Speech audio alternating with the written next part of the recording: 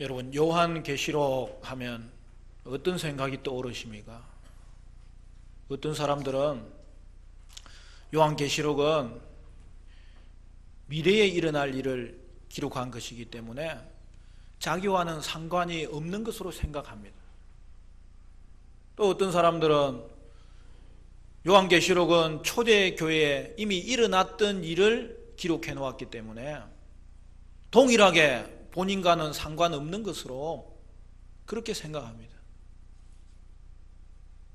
또 다른 사람들은 예수님의 재림은 반드시 있을 것이기 때문에 그때 일어나는 징조를 생각하면 요한계시록 말씀에 관심은 가지지만 그냥 마냥 두려운 마음으로 요한계시록을 대하는 것입니다. 여러분, 이 모든 것은 요한계시록이 하나님의 말씀으로서 오늘 우리에게 주시는 그 유익을 제대로 알지 못하기 때문에 생기는 현상이에요. 이는 미래의 마지막 그 지점에만 지나치게 초점을 맞추므로 요한계시록은 너무 좁게 그리고 부정확하게 해석되었던 것으로 성도의 믿음과 삶에 대한 심오한 진리를 담고 있다는 이 사실을 다 놓치고 있는 것이죠. 그 원인 중에 하나가 사실은 교회 지도자들이 요한계시록을 잘 알지 못하는 거예요. 그렇게 된 이유가 뭘까요? 요한계시록을 해석하는 원리를 잘 모르기 때문에 그런 거예요. 여러분, 계시록을 잘 이해하려면 성경 중심으로 해석해야 되는 거예요. 그런데 오늘날 교회들은 성경에 대한 단편적인 지식밖에 없기 때문에 계시록을 잘 이해하지 못하는 거예요. 여러분, 이단들도 성경을 사용합니다. 그렇죠? 몇 구절을 이용하는 것이에요. 그래서 자신들의 생각이 중심이 되어서 계시록을 이해하는 것이죠. 그건 성경을 이용하는 거예요. 성경을 이용해서 자신들에게 맞는 것만 뽑아서 거짓 주장으로 활용하는 거죠. 여러분, 요한계시록은 오늘 우리에게 길과 빛으로 주신 하나님의 말씀이에요. 그러므로 여러분, 앞주에도 이야기를 했지만 성경적인 종말론은 언제나 밝고 행복한 종말론인 거죠.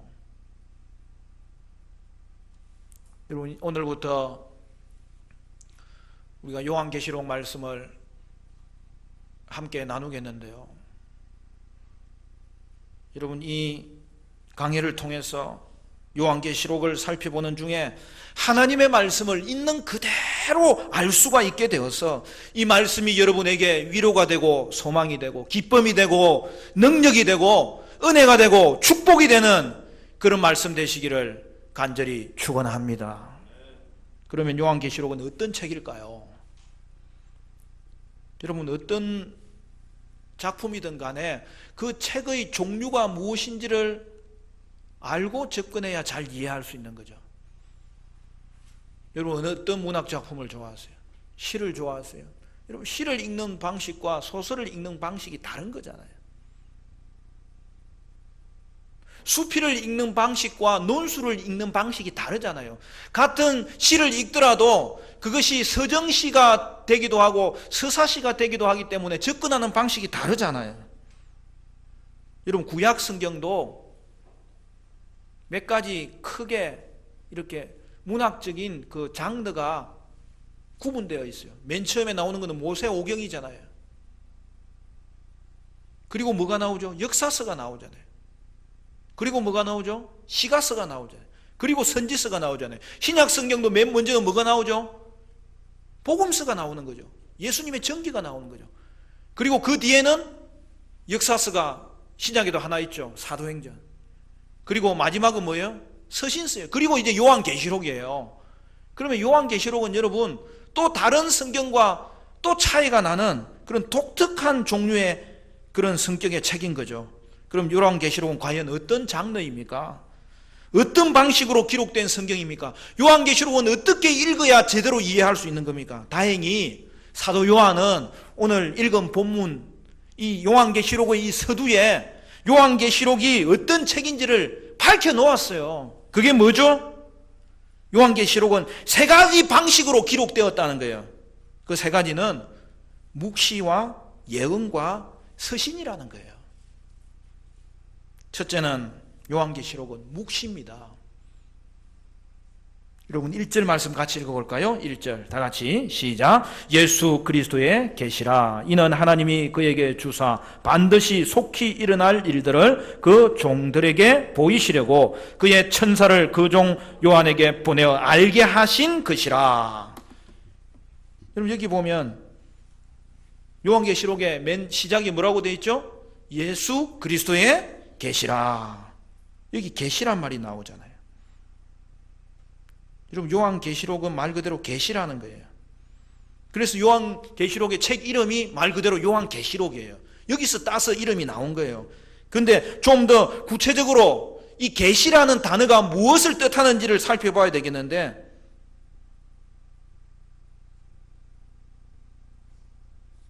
여러분 성경 원어로는 이 계시라는 말이 아포칼립시스, 묵시라는 뜻이에요.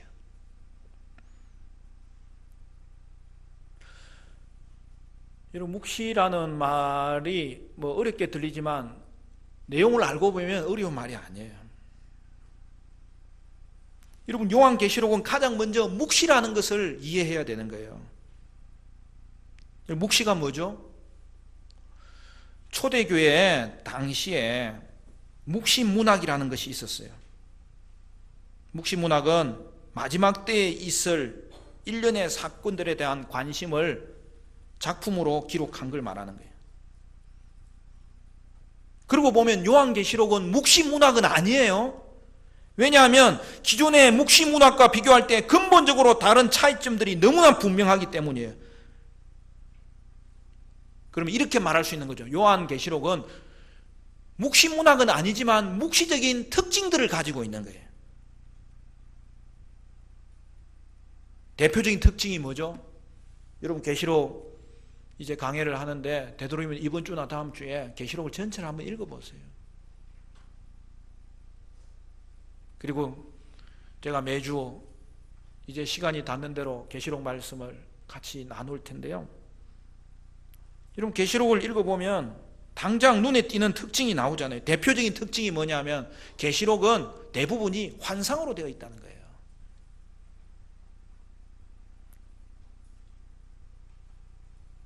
그러므로 계시록은 묵시 문학적 특징을 반영하여 기록한 이 환상적 계시죠.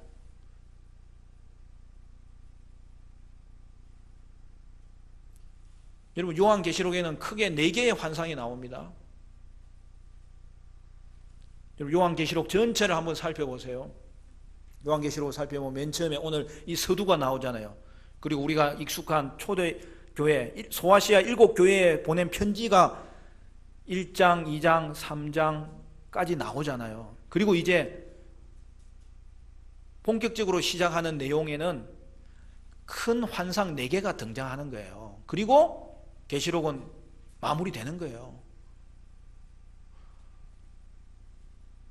그럼 그 4개의 환상이 뭐예요? 하늘 보좌 환상이 밝혀지는 거예요. 두 번째는 심판 시리즈가 등장하는 환상이 나오는 거예요. 거기에 저와 여러분이 잘 아는 인에 대한 심판, 나팔에 대한 심판, 대접에 대한 심판이 나오는데 그게 하나의 묶음이에요. 그리고 세 번째가 최후 심판에 대한 환상이 나오고 마지막에는 새 예루살렘에 대한 환상이 나오는 거예요. 요한계시록은 그게 다예요. 여러분 이거 알면은 오늘 요한계시록 공부 이미 다 한 거예요.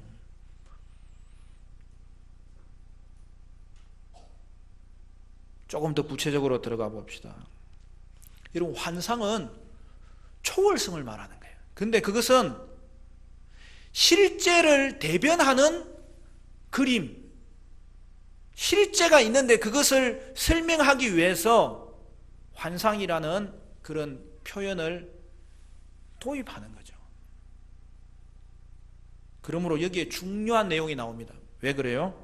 계시록을 해석할 때는 어떻게 해야 된다는 것입니까? 계시록은 환상적 계시이기 때문에 반드시 계시록을 해석할 때는 상징적으로 해석해야 된다는 거예요. 그리고 그렇게 해석할 수 있도록 하나님의 말씀 전체가 다 연결되어 있어요. 그러므로 여러분, 요한계시록에는 이 환상과 숫자가 중요한 거예요.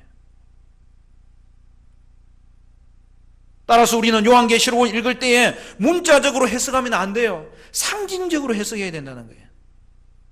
여러분, 성경을 잘못 해석하는 경우 중에 하나가 여러분 어떤 게 있어요?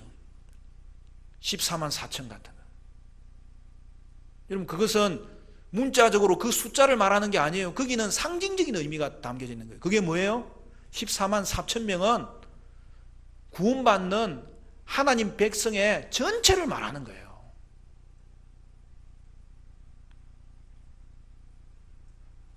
어떤 사람은 구원받는 사람이 그것밖에 안 되기 때문에 좁은 길을 가야 된다, 그렇게 강조하는 분이 있어요. 물론 성도는 좁은 길을 가는 거예요. 신앙생활 하는 게 때로는 여러분 쉽지 않은 길이에요. 그러나 생명길이에요. 소망의 길이기 때문에 인내하며 가야 돼요. 그러나 그것과 여러분 이 말씀과 연관 지으면 안 돼요. 당연히 성도의 삶의 모습은 신앙에 있어서는 타협하지 않는 거죠. 좁은 길을 가는 거죠. 그러나 문자 그대로 그만큼 구원받는다는 뜻이 아니죠. 당연히 구원받는 숫자는 훨씬 많죠.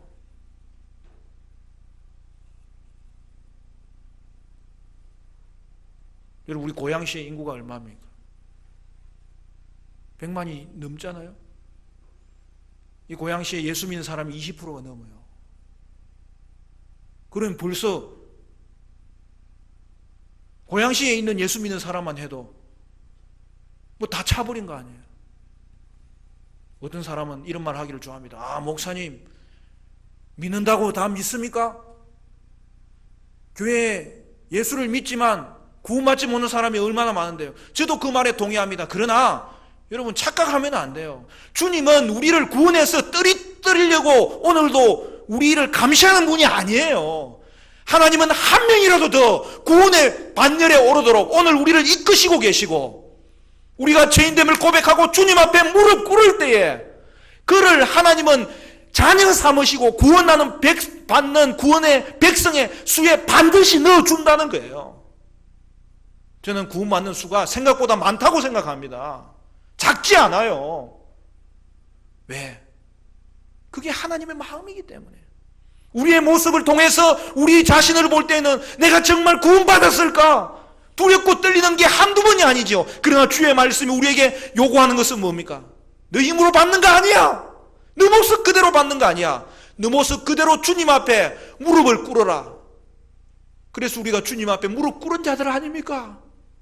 그리고 지금도 주님이 우리의 무릎 꿇는 그 자리에서, 우리의 죄인됨을 고백하는 그 자리에서 십자가를 바라보게 하셨고 예수 그리스도를 바라보게 하셨기 때문에 죄인됨을 고백하는 자마다 당연하게 예수를 바라보는 그 믿음으로 하나님은 우리를 자녀 삼아주셨고 구원받게 하신 것이죠. 그러므로 저는요, 구원받는 수가 많다고 생각합니다. 하나님은 우리를 떨이틀리려고 감시하는 분이 아니에요. 우리를 돌보시려고, 오늘도 우리를 이끄시려고, 오늘도 우리를 하나님 백성 된 자리에 들어왔기 때문에 우리를 돌보시며 그리스도의 장성한 분량이 충만한 데까지 이르도록 우리를 자라게 하시기 위해서 우리를 이끄시는 분이시지 떨어뜨리는 분이 아니에요.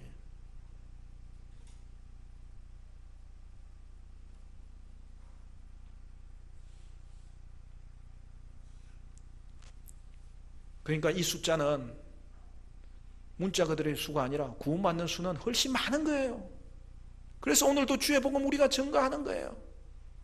부족하지만 주님을 쫓아가는 거예요. 이미 하나님 자녀 되었기 때문에 자녀답게 살려고 애쓰는 거죠.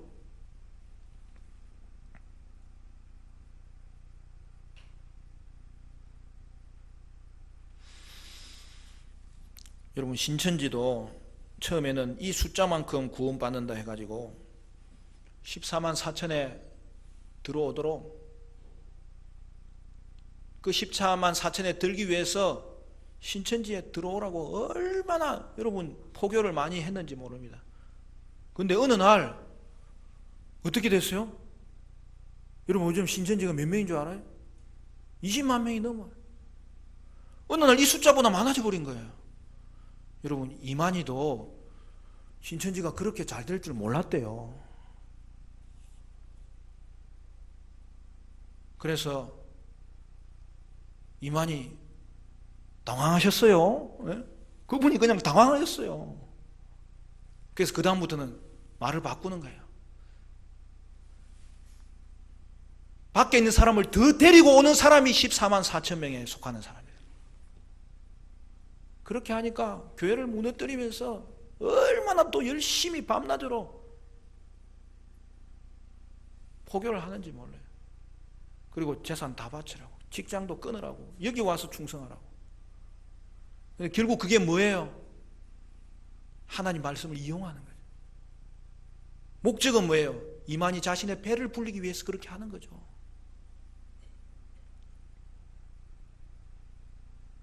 어떤 사람은 666 그 기호가 상품에 붙어있는 바코드라고 이야기하는데 엉터리 같은 소리 그만해.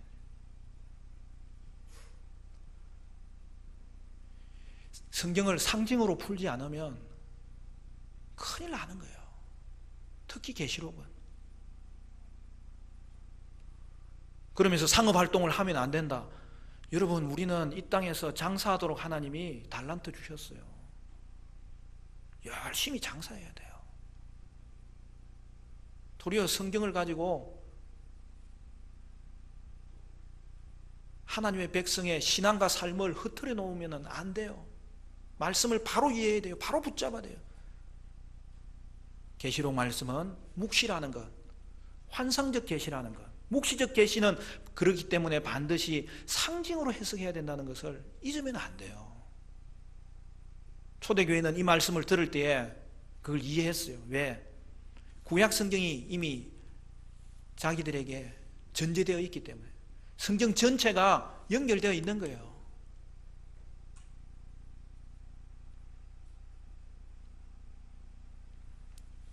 그렇게 말하는 사람들도 상업활동 안 합니까? 다 하지.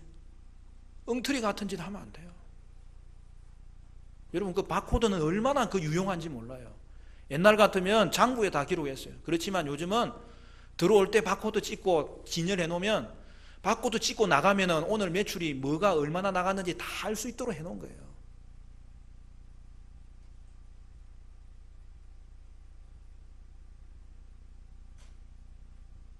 그러니까 하나님이 주신 도구예요, 그거는.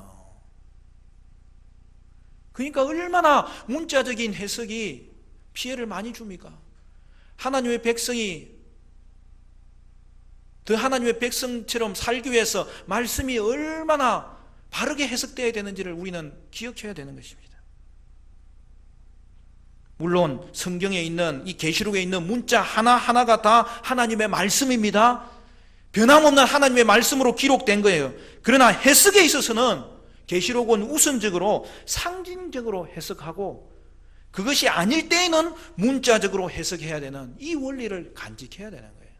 그러면 이 말씀이 우리에게 얼마나 하나님께서 주시는 은혜가 있는지, 기쁨을 주는지, 오늘 우리의 삶 가운데 말씀이 빛으로 다가오고 말씀이 오늘 우리 가운데 열기로 다가오는 복된 말씀이 되는 거죠. 여러분, 1절에서 이 계시, 즉 묵시라는 말은 그냥 나온 말이 아니에요. 구약의 다니엘서 2장의 말씀을 배경으로 하고 있어요. 여러분, 오늘 본문을 보면 계시의 경로가 나옵니다. 어떻게 경로가 되죠? 하나님이 예수님에게 주셨다는 거예요. 1절에 그렇게 되어 있죠? 그 다음에 어떻게 되는 겁니까? 종들에게 보이려고, 즉 성도들에게 보이려고 천사를 통하여 요한에게 알게 하신 것이라고 말하고 있어요. 그러니까 하나님은 예수님에게 계시를 주시는 분이에요.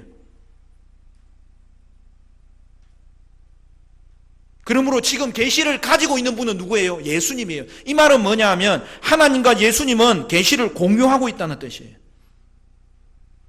계시를 가지는 방식이 예수님과 피조물은 다르다는 뜻이에요. 그리고 어떻게 합니까? 계시는 우리에게 전달되잖아요. 하나님이 우리에게 그분이 누구이신지를 가르쳐 주기 때문에 우리가 주님을 알 수 있도록, 여러분 이 성경 말씀이 얼마나 귀한 말씀인지 몰라요. 그래서 어떻게 합니까? 우리에게 이 말씀을 간직할 수 있도록 누구를 통해서 전달해 주시는 거예요? 천사를 통해서. 또 뭐라고 했어요? 요한을 통해서. 요한이 이 계시의 말씀을 알도록 예수께서 가르치시고 그것을 기록하게 하셨다는 거죠. 그로 말미암아 오늘 오고 오는 모든 세대 가운데 성도들은 이 말씀을 알 수 있게 되었다는 거예요. 그래서 여러분 1절에 보십시오. 하나님이 그에게 주사 반드시 속히 일어날 일들을 그 종들에게 보이시려고 그의 천사들을 그 종 요한에게 보내어 알게 하신 것이라. 결국 이 요한계시록은 요한에게 알게 하신 것이라는 거예요. 그런데 여러분 이 알게 하신 것이라는 이 단어가 굉장히 중요해요. 여러분 원어를 조금 이야기하는 걸 좀 용서하십시오. 그러나 이 부분은 우리가 좀 알아야 돼요. 요한에게 알게 하려 하신 것이라, 여기에 나오는 용어가 상징으로 보여주신 것이라는 뜻이에요. 그러니까 요한계시록은 여러분 반드시 환상의 내용을 상징으로 해석해야 된다는 거예요. 근데 이 단어가 어디에서 온 거냐 하면 구약에서 온 단어예요. 여러분 구약 성경 모르면 요한계시록을 바로 이해할 수 없어요. 자기식으로 푸는 거예요. 구약도 하나님 말씀이 얼마나 귀한 말씀인지 몰라요. 구약이 따로 있고 신약이 따로 있지 않아요. 구약이 우리에게 신약을 얼마나 풍성하게 가르쳐 주는지 몰라요. 그래서 우리는 성경을, 오직 성경으로라는 말은 성경이 우리의 삶의 지침이 되어야 된다는 말이면서 성경 전체가 우리의 지침이 된다는 뜻이에요. 여러분 그 배경이 뭐라고요? 다니엘서 2장입니다. 여러분 다니엘서 2장에는 무슨 내용이 나옵니까? 1장에는 다니엘이 우상에게 바쳐진 산의 진미를 먹지 않기로 결단함으로 말미암아 고난을 받지만 그러나 그걸 이겨내잖아요. 근데 2장에는 어떤 내용이 나와요? 그가 왕궁에 들어가서 신하가 되는데 느부갓네살과의 왕과의 관계 가운데 일어난 일들이 나타나잖아요.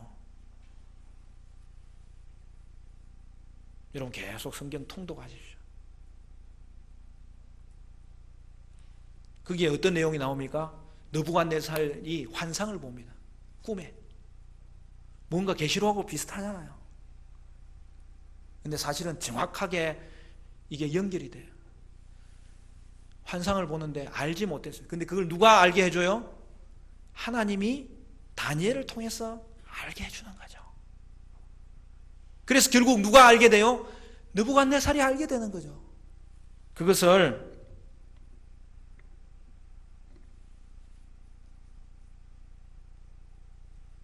이렇게 표현하고 있는 거죠. 여러분 이거 계시록 책갈피 해놓으시고 오늘은 잠시 살펴볼까요? 계시록 이렇게 책갈피 해놓으시고 다니엘서 2장으로 가봅시다. 여러분 다니엘서 2장에 가면 여러분 28절부터 뭐라고 되어 있습니까?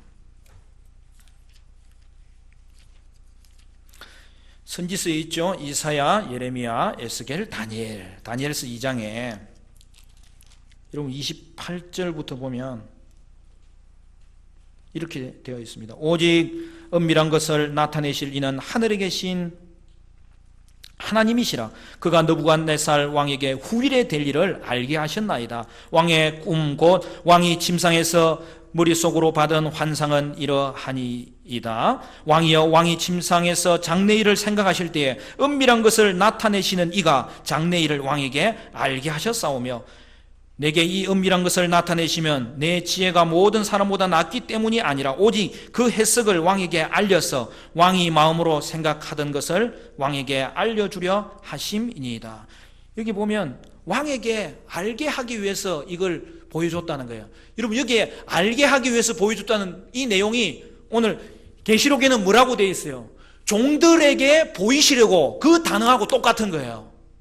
그러니까 오늘 성도가 알도록, 느부갓네살이 알도록 보여주는데 그는 단순히 아는 거예요. 근데 여러분 45절로 가봅시다. 45절에는 이제 다니엘에 대한 표현이 나오는 거예요. 45절에 손대지 아니한 돌이 산에서 나와 쇠와 놋과 진흙과 은과 금을 부스뜨린 것을 왕께서 보신 것은 크신 하나님이 장래일을 왕께 알게 하신 것이라. 이 꿈은 참되고 이 해석은 확실하니이다. 여러분, 여기 장래일을 왕께 알게 하신 것이다. 여러분, 이 단어가 정확하게 무슨 뜻이냐면 상징으로 알게 하신 것이다라는 단어예요. 그런데 이것이 정확하게 어디에 쓰입니까? 우리 돌아갑니다. 요한계시록 1장으로. 여러분, 거기 보면은 예수 그리스도의 계시라 이는 하나님이 그에게 주사 반드시 속히 일어날 일들을 그 종들에게 보이시려고, 이 보이신다는 것은 앞에 알게 하셨다는 단어예요. 그런데 뒤에 뭐라고요? 그의 천사를 그 종 요한에게 보내어 알게 하신 것이라. 이 알게 하신 것이란 상징으로 알게 하셨다는 뜻이라고 말했잖아요. 근데 정확하게 방금 느부갓네살한테 이야기할 때에 거기에도 이 단어를 쓰는 거예요. 상징으로 왕에게 알게 하신 것입니다. 그 말은 무슨 말입니까? 이는 요한에게 알게 하셨다는 말과 정확하게 같은 단어예요. 하나님이 느부갓네살과 의사소통하는 방식이 상징적인 환상을 통하여 하셨다는 말이에요. 그 말은 뭐예요? 하나님은 그에게 알게 하시되 말씀을 상징으로 주시면서 상징으로 알게 하셨다는 거예요. 그러므로 여러분, 구약의 다니엘서를 상징으로 해석해야 돼요. 마찬가지로 요한에게 주신 요한계시록도 묵시이기 때문에 상징으로 해석해야 됨을 보여주는 것입니다. 그러므로 여러분, 요한계시록은 구약에서 대표적인 묵시적 작품, 즉 이 다니엘서, 에스겔서, 스가랴와 같은 성경의 내용이에요. 그리고 우리는 어떻게 해야 된다는 거예요? 요한계시록을 읽을 때는 사실적이고 문자적으로 읽으면 안 된다는 거예요. 반드시 상징적으로 읽을 때에 이 말씀이 우리에게 주는 은혜가 얼마나 놀랍고 이 시대를 정확하게 분별할 수 있고 또한 하나님의 교회가 어떤 존재인지를 명확하게 알 수 있고 예수 그리스도는 지금 우리 가운데 어떤 존재로 임하여 있는지를 알게 하신다는 거예요. 그 은혜가 저와 여러분에게 있기를 간절히 축원합니다. 그래서 오늘은 여기까지 할 거예요. 다음 주는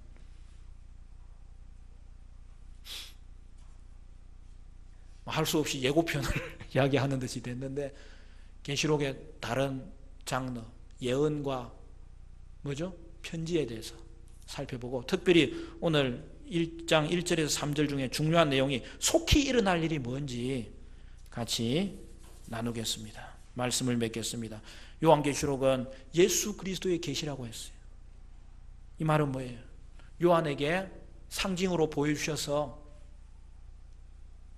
요한에게 가르쳐 주신 말씀이고 또한 이 말씀을 요한에게 기록하라고 하신 말씀이에요. 그렇기 때문에 오늘도 예수님은 우리에게 이 말씀 주시려고 오늘 요한에게 나타나신 거예요. 예수님은 지금도 우리에게 말씀하시는 분입니다. 성경을 통하여서 또한 말씀 주시는 분입니다. 그리고 성령을 통하여 깨닫게 해주시는 분이에요. 오늘 저와 여러분은 말씀 주시는 그 예수님 붙잡고 의지하고 따라가면 우리 행할 길 환하겠네. 그 은혜가 우리에게 임할 것을 믿음으로 여러분 그 말씀 붙잡고 그 말씀 통하여서 이 땅 분별하며 믿음으로 전진하는 저와 여러분 되시기를 주의 이름으로 축원합니다.